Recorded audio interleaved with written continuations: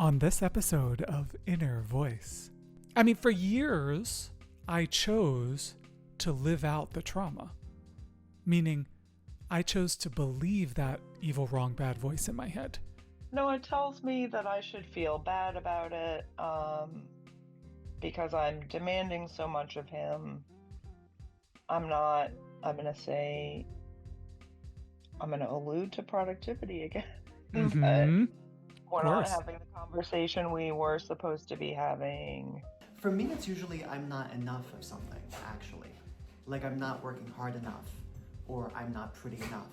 And I have always been of the belief, and maybe this is partly my fault for having expectations, but relationships, how they work. Honest, I love you. You don't need to caveat everything. for me. Who you are and who you will become is informed by what you do with what has been done to you. Hello. That was my musical theater training taking over. I'm Jeffrey Marsh. Welcome. We're going to be talking about perhaps my favorite subject in the world, self-talk and trauma. Is it weird to call it a favorite, Zach? Am I weird that's one of my favorite things to talk about? No, I think trauma's a universal favorite. Oh. Right? Is that insensitive? No? No, I mean, Yeah. I love to talk about it because I instantly feel not alone. Do you know? I feel like, everybody else has this evil, terrible voice in their head that was programmed into them when they were a child. You know what I mean? It's like, not just me. Everybody. And I tell you, it's been my experience that 99.99999% of people walking this earth do struggle with self-talk. And it is not until we take a look that we see just how cruel some of it is.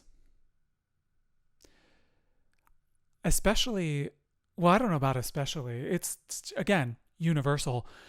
But I will tell you, as an LGBTQ, my teacher at the monastery used to say, it's the twos that will get you, the TOOs. Twos that will get you. And my voice constantly, you're too LGBTQ, you're too queer, you're too much for other people. I don't know if you've had a similar voice too. Yes, actually, I've been working through it maybe my whole life. Yeah, that I'm to this, that I'm to that. For me, it's usually I'm not enough of something, actually. Like I'm not working hard enough, or I'm not pretty enough, or I'm not... Sure. For me, it's that type of thing. Yeah. Well, to me, they're the same ugly two sides of an evil, terrible coin that lives within us. Not enough for this person, i.e., isn't that funny? We're at the same time not enough, but also too much.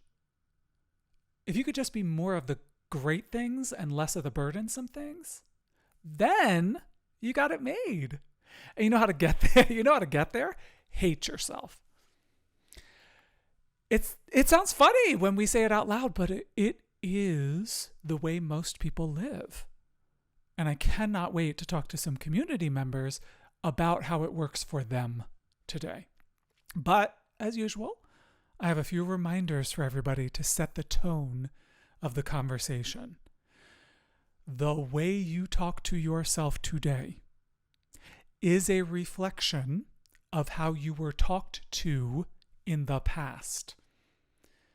This podcast is called Inner Voice because I'm really into replacing that wrong, bad, evil, terrible inner voice with something kind, pleasant, a sense of belonging, a sense of community, a sense of not being alone.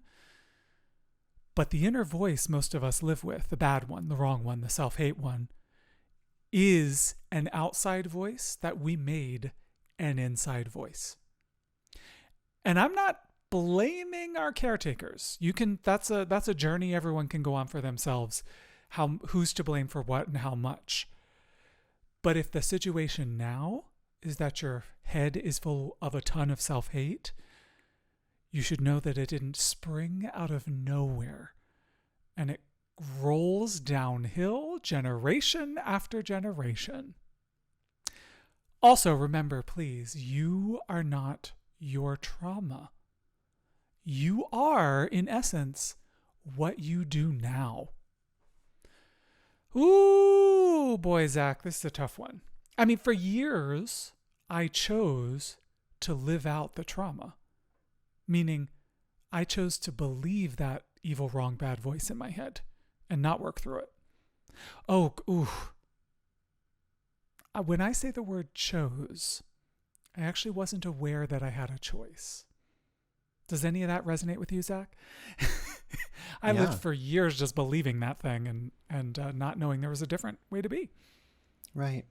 I don't think we're taught that your conscience is something you can train to behave otherwise than the status quo. We literally have a relationship with ourselves, and just like any other relationship, we can work on it. We can do something about it. Train. What a great word. We can train ourselves in kindness for ourselves. Just like lifting weights, playing soccer, playing the violin, playing the handbells. You can train yourself to be kinder to yourself. And it does take training. By the way, we're going to talk all about it today. Last thing I want to remind you of before we talk to community members, self-talk is a lifelong conversation. So it would behoove everyone to make it a good conversation. This is something people ask me all the time, and to be totally frank, do. Behind the scenes, don't tell anybody. It gets on my nerves a little bit because I care about people so much. People ask me all the time, when do I get over this? When do I move on? This whole like learning to love myself thing, when do I get to the point where I've learned it and I can do the next step? And I try to point out to them as by way of metaphor. First I ask them, have you ever fallen in love with anyone? And then I say, when you were in love with that person, did you want it to end soon? Did you want to get to whatever the next step is so that you could be on, above, next? Loving ourselves is a lifelong relationship that blossoms over our entire life, and may it never end. May we never stop learning ways to be kind to ourselves. You know what I always say, Zach? You can have a good day, you can have a bad day, but please have a day where you learn a new way to be kind to yourself. That's what we're doing here. But also, what we're doing here on this podcast is talking to the community. Before we talk to EJ, who's on the line, I want to let everyone know that I feel lucky. It is my great pleasure to be doing this work. And everyone should know I'm doing it for selfish reasons. I'm doing it for selfish reasons because this keeps me on track, and this community is the best way to spend one's time. Speaking of, hello, EJ. It's so lovely to talk to you today. What would you like to look at? Hi. Yeah, so my husband and I are moving in 6 to 12 months, and so we are having a lot of conversations about things we need to do, what we can afford, tasks, finances, etc. For context, everything. I really struggle with just like basic ADLs a lot of times, like showering, doing my job. Mm-hmm. I live with depression, and so, well, there's a lot of backstory. I won't get into all of it, but we have these conversations no matter how kind he is, no matter how thoughtful he is, rational he is, calm he is. I go into an absolute trauma spiral. Like I regress to a place where I feel like trash. I think Mm-hmm. I'm ruining our lives. Did you say ruining? I think I'm ruining our lives. Yeah. Mm-hmm. I can't keep up with anything. I'm going to end up single and out of work and, It is so okay. So I happen to know you, and we've met before. That's my advantage. So we've talked. I happen to know we've talked about self-talk before, yeah. and until people realize that there's a voice in there, they don't realize how cruel it is. Yeah. So that's the first thing right off the bat. I know that you're a good person, actually. I know that you're delightful. You're wonderful. And do you deserve a voice in there saying you're trash, you're a failure, you've ruined everything? No. I'll answer that one for you. No, you don't. Of course not. And this is extremely, extremely common. You are not alone, especially around moving. I don't know. I mean, you can Google the stats for yourself, but it is one of the most stressful things that human beings can do, period. And then you add to it that this is a context with someone who is being unconditional, someone who's being kind, would you say? Yeah, someone who's being respectful, someone who's being nice. We really get a chance to see what that voice in our head brings to the party. It's much trickier when you're talking to someone who's mean, when you're talking to someone who's coming after you, when you're when you're dealing with somebody who's maybe intermittently kind, but sometimes mean, right? But if you're dealing with someone, I'll scratch the word dealing. If you're encountering someone who's nice to you, almost universally, and that thing in our head still comes up, still wants to make a big thing out of it, still wants to make us think that we're trash, Yeah. then sadly, it's our time to take a look at it. I don't recommend taking a look at it for long, but let's just do it for a couple minutes here so we can get ultra clear on it. Everything that your partner says ends up being proof that you're trash. Correct? Yes. Right. So there is what do we want to call it? A trash filter. Everything that comes in, right, gets put in this certain context about you, your worth, what you deserve. Now I have a very specific question for you. Okay. When this is happening, what is the worst case scenario? I don't mean really in real life, but that thing in your head has power because there's a worst case that it's preventing. What is it preventing?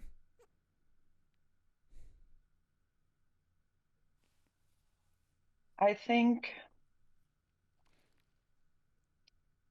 it's telling me, like, if anybody knew me truly and completely, they would reject me. Like, my husband Mm-hmm. would leave. If he understood how garbage I really am, he would leave me. I would be alone. I wouldn't be able to cope. Right. Can you give me an estimate for how long you've been together? Just a range-ish? Oh, yeah. 13 years? Okay. So as far as leaving you, it may not be the most likely thing at the top of his list at this moment. And especially since you're moving together as a family. Yes. So, number one, we've established the voice in your head lies. And I think I heard you say it is lying about the worst case scenario. Meaning it's telling you, you need me, you need to take my advice, you need to listen to me so that you can prevent X, Y, and Z, which you delineated very beautifully. But X, Y, and Z is not actually true. Correct? Yeah, that's true. Okay, so now we have this abusive parasite in our head calling the shots, interpreting everything, telling us how it's going, telling us who we are, telling us who they are, telling us what the situation is, telling us what will happen if we don't listen. And it's controlling a whole lot. And it's incredibly cruel. And it also is not accurate or trustworthy. Have I missed any of the situation? Nope. Okay. I mean, this is so common, and especially in relationships. And I will tell you, I think you've experienced this for yourself. Sometimes the people we are closest to are the people that voice within us tries to get rid of, tries to undermine. Yeah. The irony is it's saying, follow my advice or you'll be rejected. And it gives you a list of to-dos that will move you farther away from people you love, i.e. towards your biggest fear, right? Yeah. So, have you attempted saying what's going on for you in these situations? And if so, how does that go? Yeah, I have. We've had the conversation so many times with such a predictable cycle. I have explained what happens to me, and Alex is always very understanding and comforting, but I feel guilty then because now we're in comfort me mode and not in have a productive conversation mode. There's about 17 things I want to address in there. Productivity is on the list. But before I get to that, what's interesting to me is this person is on your side, and that voice inside of us makes them an enemy. It's happened in my life, and it's happened with me and my husband too. And we end up feeling alone, dejected, separated. And you know what you can do then? It takes a lot of bravery and guts. You can call out what's happening. You have every right to say, thank you so much. I don't want to be in comfort me mode right now. I would love for you to be able to get what you would like out of this conversation too. So we can talk about that too. And I just made that up on the spot, but what it wants, and this is true for many abusers inside and outside people, it wants it to be a secret. You're just in there with it, right? That's the irony. We're almost never alone. There's a thing in there going, you did this wrong, you did that wrong. So, outing it, talking about it, we can always take a step back and say what it's doing now. Yeah. And I don't know about him, but if I was married to someone and they said, thank you so much for comforting me, what I would like is for you to have a lovely conversation with me. Is there a way we can do that? Too. I'd be way open to that. Yeah. So when you're in a place where you've switched over to being comforted, what does the voice in your head say about that? I assume it doesn't say, oh great, we love being comforted. This is perfect. Comforting is nice. We love human relationships, etc. No, it tells me that I should feel bad about it because I'm demanding so much of him. I'm going to allude to productivity again. But we're not having the conversation we were supposed to be having. It tells me that I'm being weak and oversensitive. Ooh. See, I like being comforted. I mean, sometimes I need it. And I really do directly ask my partner for it sometimes. I'm like, you will sit on that couch, you will hug me, and that's for at least 15 minutes and that's it. This kind of mentality that every conversation needs to be going in the way that that voice in our head says, or else it's not quote unquote productive, that's definitely something to look at. But also, maybe you need some comforting for a while. And once you feel comforted, then you can have whatever conversations there to be had after that. Yeah. You use the word guilt, and I'm curious. As if you are wasting your partner's time, you're a burden, you're unproductive. This is the list that it goes through, right? Mm-hmm. Yeah. Okay. Where are you with believing or not believing that?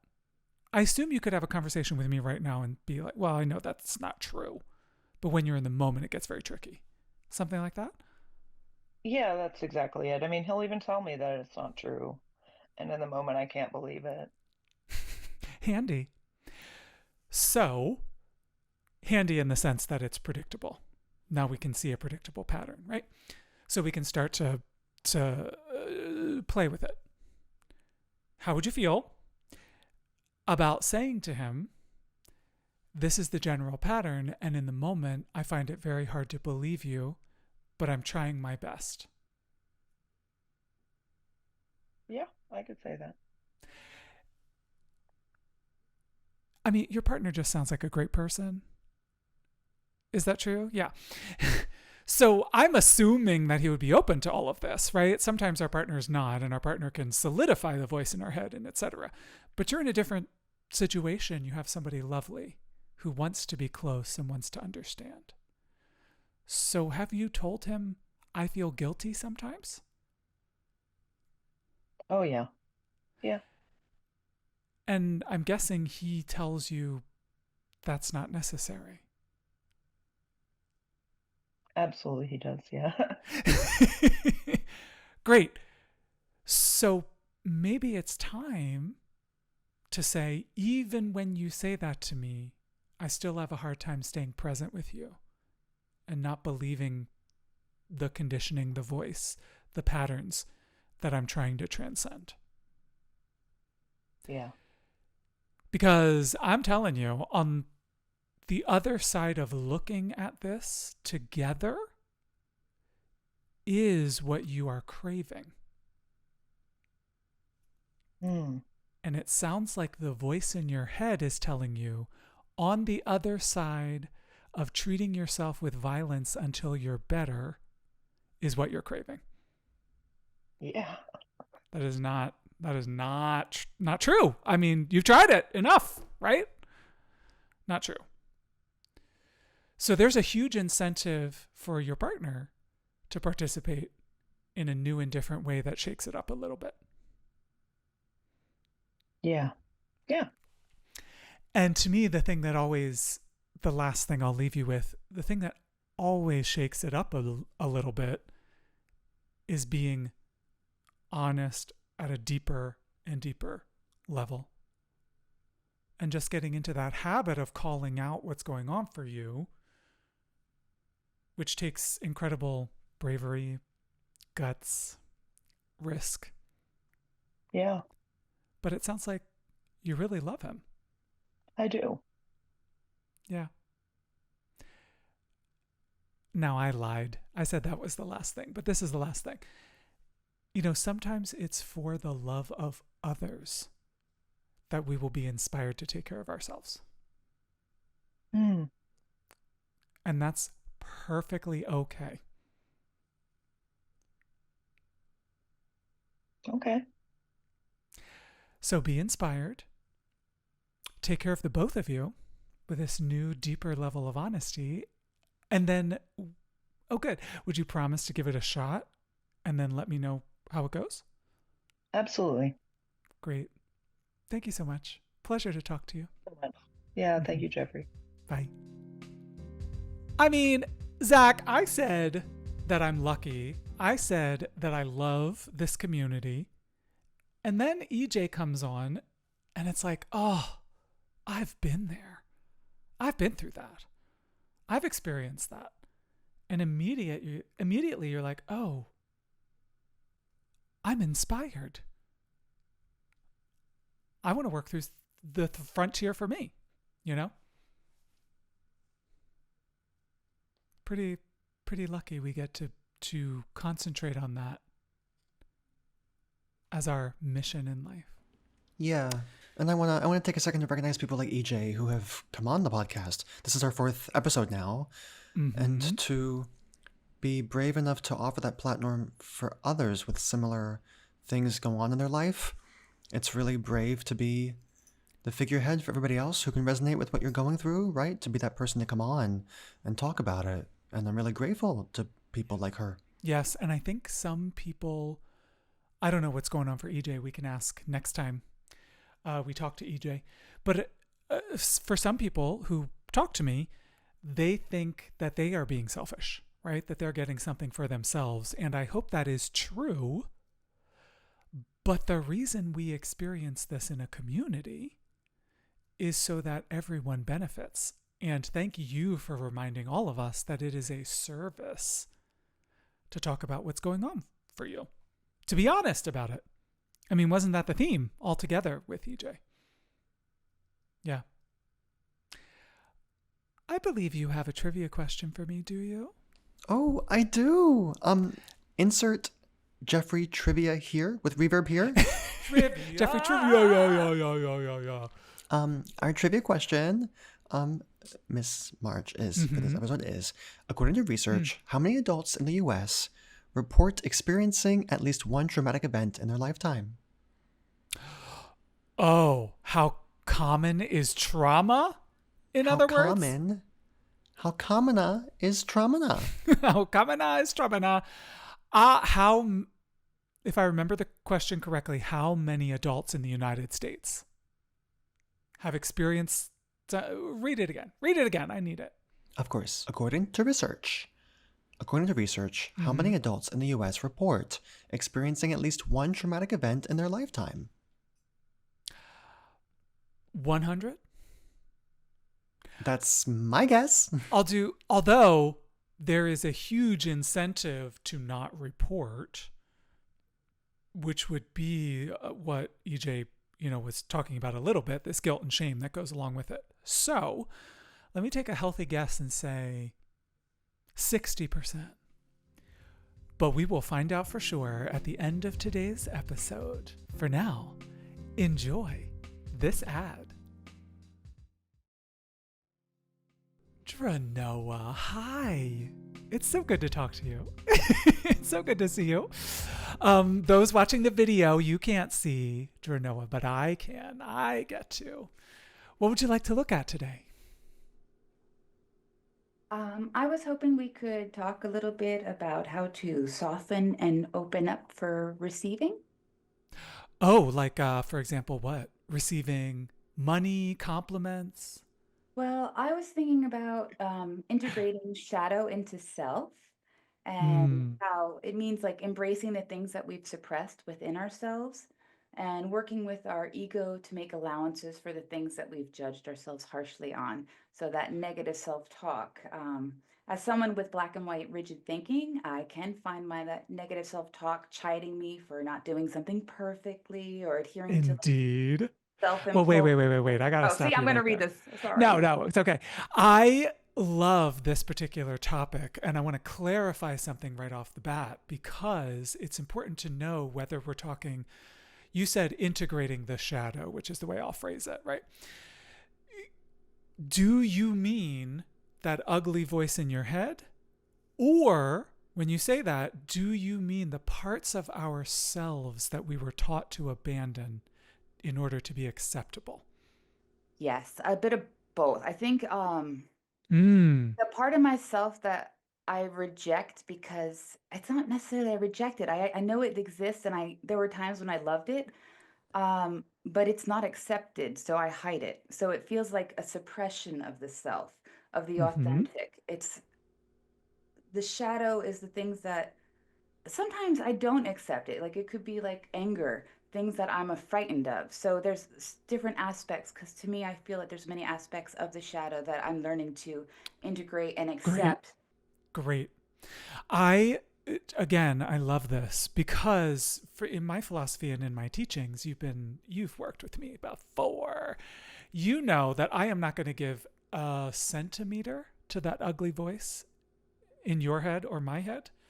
That some people have this, philosophical approach where they're going to make friends with that ugly voice. And by ugly, I mean like the one in everyone's head saying, you're too much. You're too this. You're too much of a burden, right? The cruelest, most evil voice. What I do is help people to have a different relationship with that voice so that it is not important and discount it in their own psyche. Some people take this approach of, well, I'm going to be friends with it. Well, I'm going to love it out of existence. I'm going to love it so much it has no choice but to be nice to me. And in my experience, that all comes out of childhood trauma. Like, I'm going to love my dad so much that he's not going to be mean, you know? And so in my mind, we don't have to go there at all. We just focus our attention on the love, the kindness, and the beauty that's available to us. And the most beautiful thing you've talked about so far are those things we were taught are not acceptable. Can I ask you about anger? Tell me what's not acceptable about anger, because I love anger. If you want me to get angry at you, I'll do it.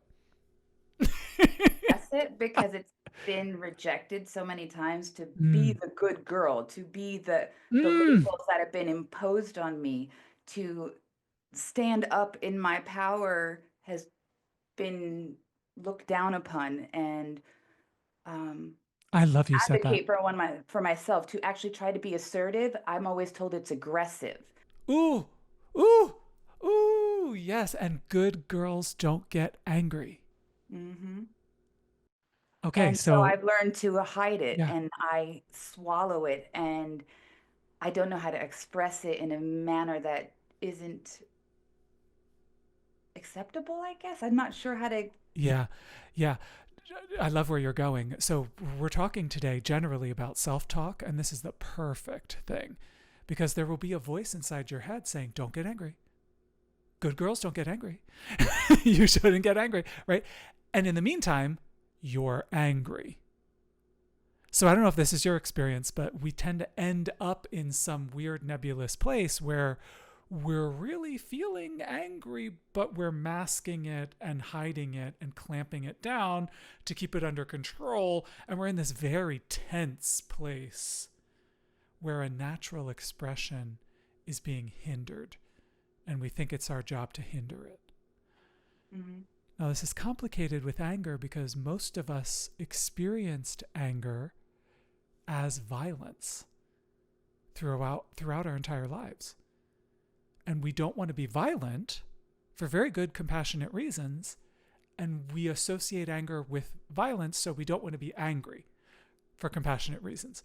But as you're pointing out and said so brilliantly, it's completely possible to be angry without being violent. And it's possible to have energy coursing through your body and angry thoughts and scream and yell and not hurt other people. Is that what you were saying?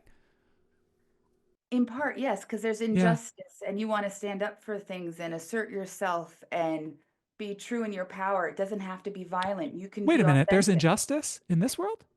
What? I missed that. Joking. What were you saying?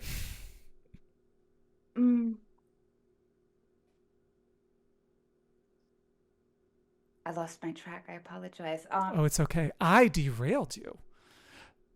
But from what I remember, you were talking about the possibility that one can be angry and have energy in their body and not have it be dangerous, violent, bad for other for a people. way to healthfully experience it and feel it instead of suppressing it, and to express it in a healthy manner, I've been taught that any expression is toxic, and I don't believe that to be true. So, in Correct. trying to integrate and accept the anger that's in me, I'm struggling to find that balance because I always feel in assertion, even if it's like advocating for myself, I feel like maybe my tone's not correct. I'm always judging myself. That's that negative self-talk. And Mm-hmm. I'm trying to express myself, and I'm just looking for a healthy way to accept it. Love it. I have a direct question for you. Is it especially when you're asserting yourself? Oh, I can advocate for others perfectly. I have no problem with that. But when it comes to advocating for myself, I fail This miserably. I this block. is a bit of a clue, is it not? This just gets my attention a little bit. Yeah, it's when we advocate for ourselves that it then gets called aggressive by a voice in our head. Mm-hmm. And the exploration to me, because I've seen spiritual leaders, and even the teacher I worked with at the monastery where I trained, I've seen spiritual leaders be angry, but in a very righteous and pure way. You could say in a way that is inclusive instead of exclusive. So to me, you're talking to me today, if you didn't notice. Hi, I'm Jeffrey. To me, it's perfectly possible to be angry. And it's actually perfectly possible to be something that people might call aggressive when advocating for justice, for example, as you brought up. And to have that be a pure, to have that be the most compassionate course of action is to assert, be aggressive, and to do something that has a lot of energy behind it that people might think is anger. And you notice I'm wording things very specifically because anger is not really real. It's just a label that refers to a constellation of stuff. But certainly having a voice in your head tell you every time you advocate for yourself that that's aggressive, that's a bit more than a coincidence, don't you think? I think it stems from childhood trauma because what I've been Sure. exposed to was unhealthy expression. Therefore, I don't model it correctly. I don't know how to express something if I've not witnessed it. I feel like it's beyond my scope, and I need to open my scope in order to have a healthy way to process these feelings. I've Of been taught course. to hide my emotions, not to Yes. live in them. Ooh, ooh. Yes, and there's an art to embracing emotions, expressing them, living in them, as you said, without any judgment whatsoever. And I have found that if it's a non-judgmental, compassionate space, something like anger doesn't last for all that long. It is when I am fighting it that it has an incredible longevity, that it's sticky. And I want you to give me an example of something you're angry about. I am currently in a relationship, and I have always been of the belief, and maybe this is partly my fault for having expectations, but relationships, how they work, I love honest, you. You don't open, need to and caveat willing. for me. Go Well, ahead. I always thought they were honest, open, and willing. So transparency in a Yep. relationship is important to me. And I do not have that. I have experienced being cheated on in this relationship. I have experienced being Mm-hmm. kept in the dark on finances and things like that. And I do not know how to advocate for myself. When I try, I am told that I am too hostile or too angry. Ooh, okay. Mm-hmm. So and I don't know this person, and I wasn't in the room. But it sounds like what you're pointing to anyway is that you suspect it's a tactic. That, oh, you're being aggressive comes up when the other person wants something particular. And that hooks into a place in you who has felt shame about being aggressive, anger, upsetting other people, and on and on. And so we continue this relationship cycle where that particular topic gets to be used against you. Would you go that far? Absolutely. I'm a trained people pleaser. So when I'm not pleasing Me too. someone, I feel it and I try to. Great. So last thing I want to talk to you about is a very specific question. Because you brought up your relationship and being told that you're aggressive seems to be anger inducing. So, where is the matter of justice in this? I'm not certain I follow. My suspicion is that the person you are with gets to do and be whatever they want, but you need to self-police, stay within the parameters. A deeply unfair, unjust situation. It's an inequity of power is what it feels like. It Yes. feels like a complete suppression of my authentic self. And it is a breach of what I thought all relationships should be founded on: honesty, transparency, and being open and willing to have those things. Yes. And now you have somebody who's not following the rules while you continue to follow the rules. Totally unjust. And so the last thing to leave you with is, if you want the relationship to continue, if you love this person, I would communicate some of this to them. The unjustness, the unfairness, and that you want a co-equal relationship where you are both communicating, both honest, both willing to be open. And then see what they say. Thank you so much. Thank you. Beautiful talking to you.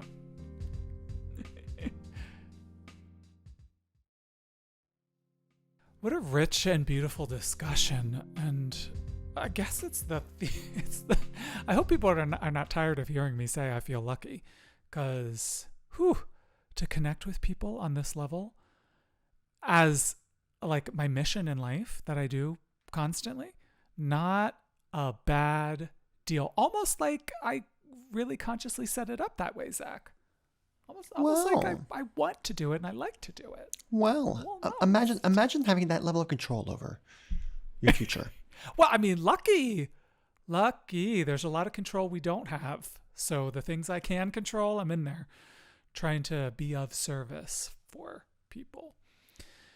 And, that's where these beautiful, rich conversations come in. That's where my social media comes in. That's where my coaching one-on-one with people comes in. It's writing books, talking to stars.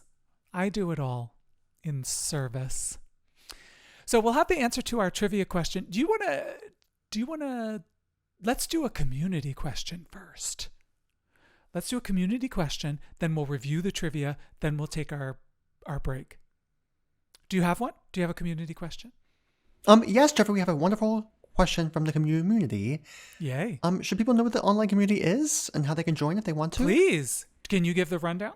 Yeah, so Jeffrey's Safe Space is our new online community, or our newer online community, and you can join by going to jeffreymarsh.com. We now have everything laid out really nice and simple for you, right? So you can actually just go scroll past the carousel with pictures and videos on Jeffrey's website, straight to where it says sent here for the podcast, and you can now click on, either signing up for the newsletter, signing up for the community, or scheduling a one-on-one coaching call consultation.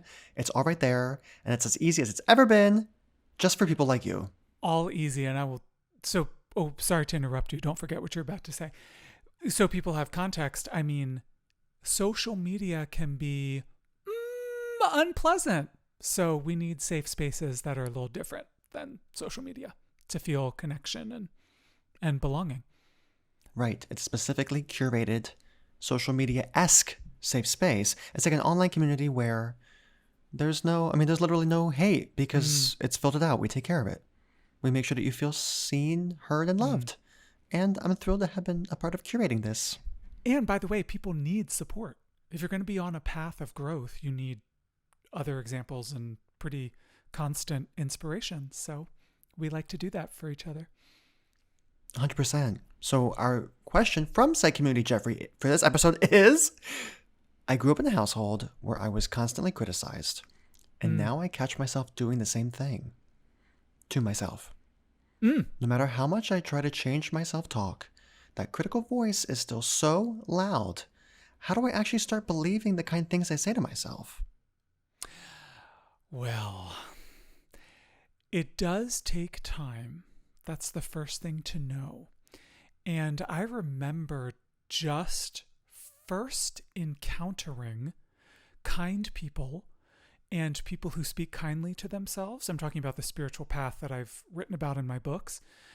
The spiritual path I went on, when I first heard those people who are kind to themselves, talking amongst themselves, it was almost like they were speaking French. It was almost like, what are you talking about? Being nice to yourself? Believing it? Being kind to yourself is a thing? So for me, I had to get over the initial shock that it was even possible to not live in dripping, evil, awful self-hate 24 hours a day, even in your dreams. And once I got over that initial shock, I had to practice doing it. And then I had to practice receiving it. So it is one thing, whenever I do this podcast or I do a TV appearance or whatever, I am, before the cameras roll, I am sitting there telling myself, thank you, Jeffrey. I'm so glad you're here. Thanks for doing this work. Thanks for putting yourself out there. I really love you. And I'm practicing receiving those things. It is a dual-sided skill set. Someone is talking to someone, and someone is being talked to within you. And both are skills to practice. And of course, find like-minded people. Another theme of today's show. Listen to nice things and get that inner voice. Get that mean, awful voice in your head as weak as possible, and get that loving, kind inner voice like we celebrate on this show as strong as possible. And you're constantly moving that slider. Now, for a review of our trivia. Would you like to say it again? I would be delighted. Do you like how I phrased that? Even if you great. Wouldn't like to say it again, could you? Yeah, please do. It's your job, Zaq. According to research, how many adults in the U.S. report experiencing at least one traumatic event in their lifetime? Yes, I'm trying to remember. I said 60%, I think, because people I don't know what they would say in a survey or to a stranger who may be surveying them. So I'll be interested to find out the answer, which we shall find out after this short break. We'll have our closing words of encouragement from me and the answer to the trivia coming right up. And welcome back. I'm very sad I didn't sing that time. Should I? And welcome back. I should grab my ukulele and make it part of the experience. We have trivia. We have answers. We have a trivia and an answer. Zaq, take it away. I'm really excited to find out. Oh, me too. Well, so according to research, how many adults in the U.S. report experiencing at least one traumatic event in their lifetime? And Jeffrey, you said 60%. I am pleased to report, insofar as people can feel even less alone than they might have already, that about 70% of adults in the U.S. report experiencing at least one traumatic event in their lifetime. And my source for that is the National Council for Mental Well-Being. 70%, Jeffrey. Yes, and I wonder what, if they're including childhood trauma, for example, or if they mean like a loved one dying, war, those things that really throw us for a loop throughout our lifetime. But 70%. The point is, you are not alone. And I think the Buddha was probably onto something. It may be apocryphal. We don't know if he actually said it, but supposedly said life is suffering. life is so much more pleasant when we hold hands, when we're kind to each other. That's all I gotta say. Thank you so much, Zaq. I really appreciate that. So the last thing that I want to tell you, I have a few reminders for you, but I want to tell you a teeny tiny story. This was part of my answer to the community question today, but I want to say a little bit more about it. It took years. So I have been doing formal Zen practice for 25 plus years. I would have to do the math in my head real quick, but a long time. But even before that, I'll tell you what, I didn't want to tell this part of the story, but I began going to yoga class. That was my entry point. And before I even knew what meditation was, I would stay extra time in Savasana at the end of yoga class. And then, very easy, began very, very short periods of meditation, which is Savasana in a different posture. And the point of all this that I'm trying to say, and I got all the, meditation's not a contest, but I got all the way up to what's called sesshin in our practice, where you're meditating for a very long time throughout the day. And you can go slow. Meditation is just one aspect. Maybe it's not your time to be doing meditation yet. But when it comes to caring for yourself and undermining that hateful voice in your head, start tiny. Start teeny, teeny, tiny. Listen to this podcast. That could be your first step. And then get support in other ways. Then try a little meditation. Try a little reading a book, doing a workbook, doing the tools that are available for you. And it's okay for it to take, I think, Zaq, this is my way of saying I'm old. It's okay to take decades. I was saying to someone, I know you want to respond to that. I was saying to someone yesterday, I'm 47 and I'm proud as a queer person, as a non-binary person, to have survived this long. But I'm sure that's not what you wanted to respond to. What'd you want to say? I was just going to comment on I think there is such a desire in our culture for things to be done fast, for things to happen now, for things to come to us immediately. Yep. And even if it might present some anxiety, to realize the truth that the best things in life take time and practice and marinating, I think there's some beauty in that too, that you don't have to be perfect right away, that perfection is nothing to strive for, because it's a journey. It's all a journey. Sure, perfection is just an idea in your head. Maybe we should do a show about perfection. We should do an episode about perfection. Wow. Done. Great. Yeah, sure. Great. Put it on the calendar. Let's do it. Great. Such a rich subject. Yes. And learning to be kind to yourself takes a lifetime. And let me tell you, I've been talking about doing this for decades, but I'm still learning. I still get inspired. I still learn how to treat myself kindly. And I still see those times, if it's not obvious, see those times where I've not yet learned, right? That area, that one spot, that place where I could learn and practice kindness. So, before we leave, please know, healing doesn't mean erasing your past. I just thought of the Wolverine movies. Anyway, it's because he has that memory thing. It means healing doesn't mean erasing your past. It means learning to live with it without your past determining your present and future. So I'll say that again in case it was a little windy path. The point is not erasing your past. Your past has, in a sense, made you who you are. So let's not get in our time machine and start erasing, changing things. Because who you are is lovely. Who you are and who you will become is informed by what you do with what has been done to you.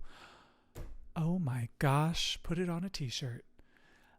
Even though it's 17 sentences long, let's live it. Let's wear it and live it.